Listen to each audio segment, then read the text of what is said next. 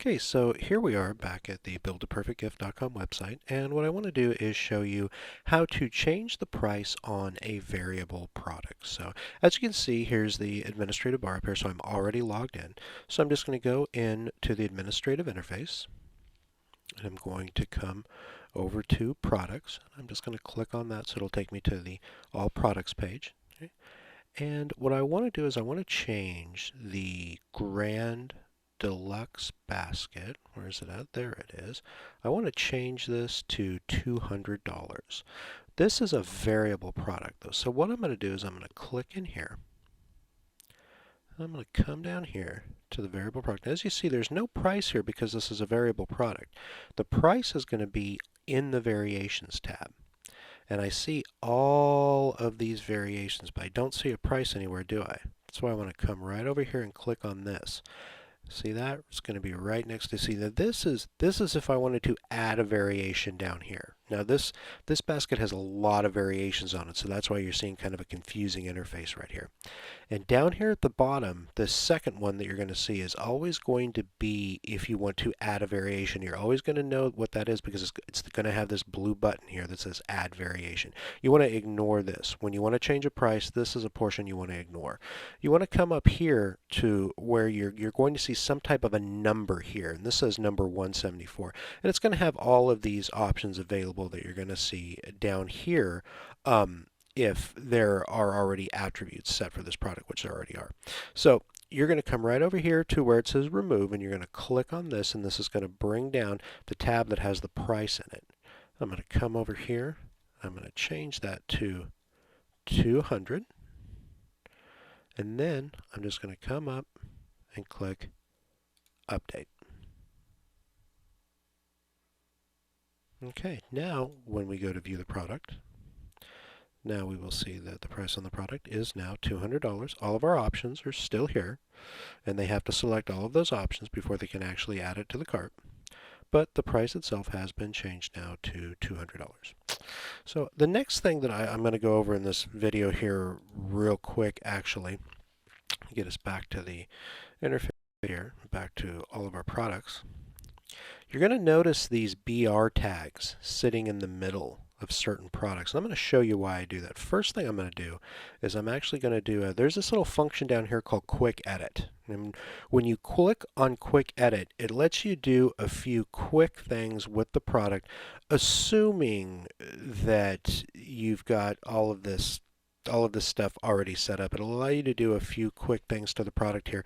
And I'm going to ignore all of this. I don't want to mess with any of this. What I want to do here is this is the title tag right here. I'm going to show you the equivalent of this. I'm going to hit cancel, and I'm going to go in actually into, I don't remember which one we were in. I think we were in Gourmet Brownie Platter there. I'm going to here, okay. You can ignore the thing that says view the autosave. That'll just come up every once in a while.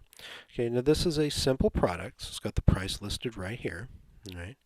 And up here in this tag right here in the title, which is what we saw earlier over there in the little quick edit interface, is this BR tag. Okay, this is a break tag, and there's a reason that we put this in here.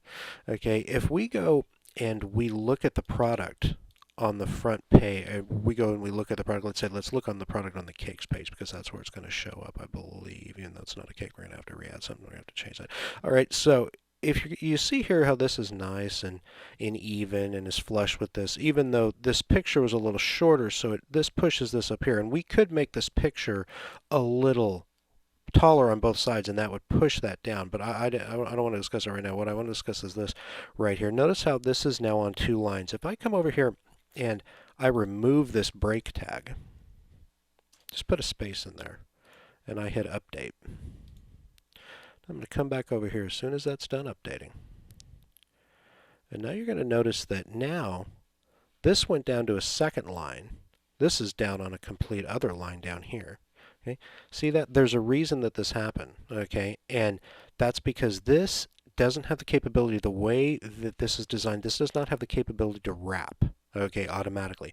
When we give it the capability to wrap automatically, okay, by kind of hacking into it, it totally messes up the picture up here. So the way to deal with that is simply by adding a break tag in there. And all that is let's say I look at this and I just wanted to say, okay, I wanted to say gourmet and then I want brownie platter on the next line. All you do is put in this greater than and less than sign with a BR for break in the middle of it that just says put a line break there. That's not going to show up on the page. The only thing that's going to do is put a line break there. And so once I put that line break in there, and I can do that when I'm creating the product, once I put that line break in there, now all of a sudden this goes down to 2 lines and everything becomes aligned just like it should, and our pictures show up just like they're supposed to. So that's just something else that I wanted to go over real quick in there. So when you see those, that's what those are for. And if all of a sudden you do create a product and all of a sudden, oh my goodness, you're like, oh wow, everything's all messed up, take a look at the title there and see if it's off-centered, if it's too long, if it's going off to the side. That just means that you need to go in there and add a break tag in that title somewhere. So in the next video, we're going to go over printing delivery invoices.